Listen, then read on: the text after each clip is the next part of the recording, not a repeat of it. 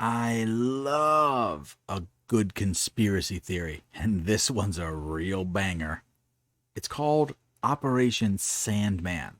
Now, let me get the YouTube thought and speech police off my back by reiterating that this is only a theory, and I can't find any rock solid proof that this is a real thing or that it will actually happen. So let's treat this as a thought experiment and see where it takes us. Operation Sandman is supposed to be a collaboration of over 100 countries in agreement to sell their U.S. Treasury holdings all at the same time to collapse the U.S. dollar. Now, this sounds a little like a poorly written tabloid novel that you'd find at the discount bin in the airport as you were lounging around waiting for your flight that's been delayed. In theory, if these countries sold all of their treasury notes at the same time, it would be really bad for the US. But would it be a death blow? First, you must know that because of the petrodollar, all countries are holding vast quantities of US treasuries because that's the agreed currency to buy oil and petroleum products on a global scale. So these countries have billions in US Treasury funds. Another thing that you need to know is that US dollars don't really exist. I mean, you can hold a paper dollar bill, but they aren't dollars anymore.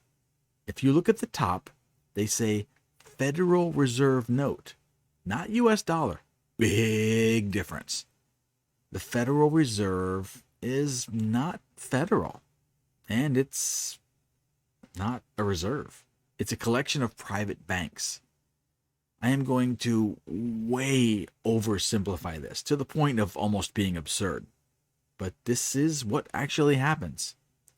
The US government needs money, so they ask the Federal Reserve for more cash.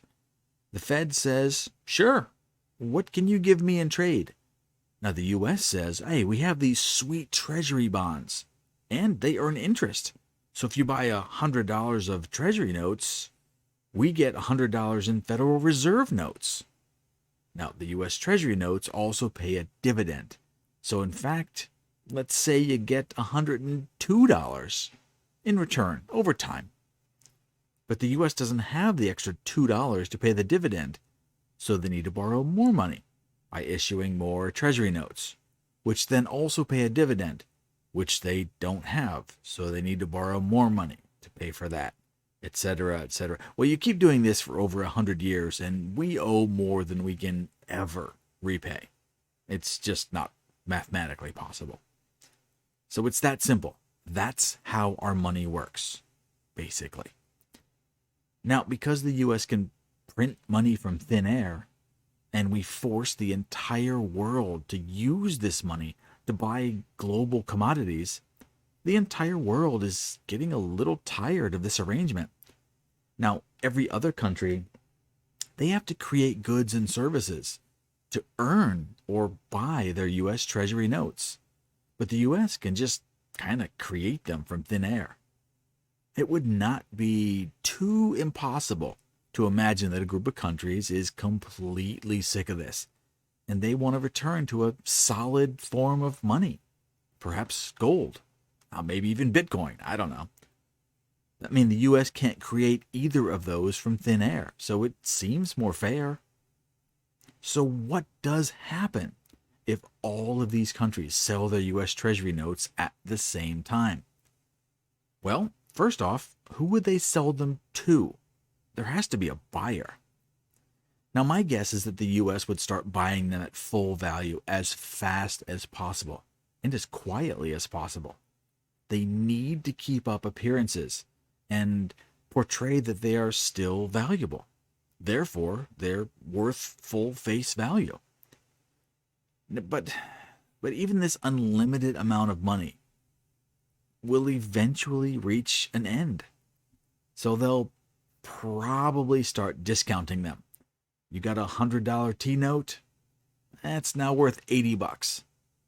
Now, of course, that will speed up the selling, because what do you do when you have an item that is rapidly losing value?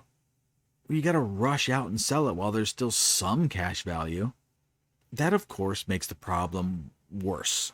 And everyone now is in full panic to sell it at any cost because they fear it's going to be worthless soon.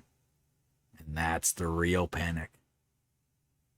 But this hits home because now the US is literally flooded with cash.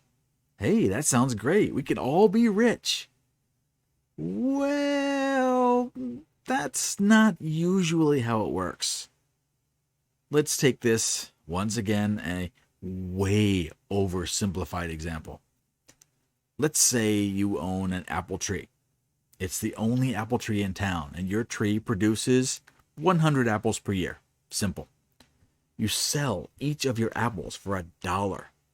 This is great. People think your apples are delicious, and $1, that's a fair price.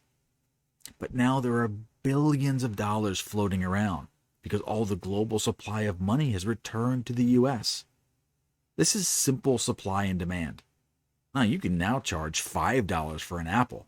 No one cares because everyone has so much money. And that also translates to other prices. $10 for a gallon of milk, $20 for a Big Mac combo meal. Plan on $300 to fill up your car with gas. Prices just go crazy. But no one globally is buying Treasury notes anymore. So how do we pay back all this debt? Well, we can't. We never could. But this is the end of the road. The US dollar becomes worthless. Pensions, 401k, savings account, the stock markets, literally every financial operation will freeze. And they all become worthless instantly. And that's because our US dollar system was built on fake money. It has no backing. It can be erased as easily as a washed-up gambler in Las Vegas being called on his bluff. Poof, it's gone. But hey, this is only a theory, right? It could never happen in real life. Could it? All right, quick question for the crowd. Anyone who's watching this. If you go to the bank right now and you get a loan for a car, a boat, a washing machine, I don't care what you get the loan for. When you sign the note and they deposit that money into your account, can you tell me where that money comes from? It's a serious question. Tell me in the comments. If you don't know and you're curious, tell me. Maybe I can do a quick video to explain that process. It's not that complicated.